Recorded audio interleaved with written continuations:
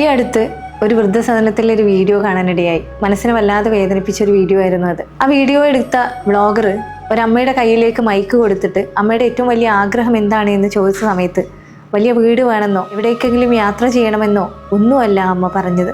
അവരുടെ മക്കളെയും കൊച്ചുമക്കളുടെയും കൂടെ ഇരുന്ന് ഒരു നേരത്തെ ഭക്ഷണം കഴിക്കണമെന്നായിരുന്നു അവരാഗ്രഹം പറഞ്ഞത്. ആ വീഡിയോ കണ്ട സമയത്ത് മനസ്സിൽ അറിയാതെ പ്രാർത്ഥിച്ചു പോയി, ഈ വീഡിയോ കാണുന്ന അവരുടെ ആ മക്കൾ ഇത് കാണുന്നുണ്ടെങ്കിൽ തിരിച്ചറിവ് വന്ന് ആ വൃദ്ധസദനത്തിൽ നിന്ന് ആ അമ്മയെ കൂട്ടിക്കൊണ്ടു പോകണമേ എന്ന്. നമ്മുടെ എത്ര പേരുടെ വീടുകളിൽ നമ്മുടെ മാതാപിതാക്കൾ സുരക്ഷിതരാണ്. ഒരുപക്ഷെ നമ്മൾ ഇന്ന് ഈ നിലയിലെത്താനുള്ള ഏറ്റവും വലിയ കാരണക്കാരും നമ്മൾ ഈ ഭൂമിയിൽ സൃഷ്ടിക്കപ്പെടാനുള്ള കാരണവും അവരല്ലേ.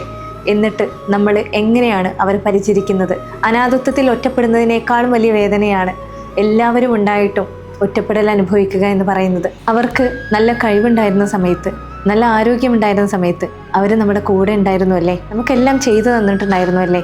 എന്നാൽ ആ കഴിവെല്ലാം നഷ്ടപ്പെട്ട് അവരുടെ ആരോഗ്യമെല്ലാം മോശമാവുന്ന സമയത്ത് അവർക്ക് എല്ലാ പരിഗണനയും കൊടുത്ത് എല്ലാ വിലയും കൊടുത്ത് നമ്മളവിടെ കൂടെ നിൽക്കുമ്പോഴല്ലേ നമ്മുടെ മാതാപിതാക്കൾക്ക് അന്ന് നമ്മളെ നോക്കി വളർത്തിയതിൻ്റെ ഇരട്ടി അവർക്ക് തിരിച്ചു കൊടുക്കാൻ പറ്റുള്ളൂ.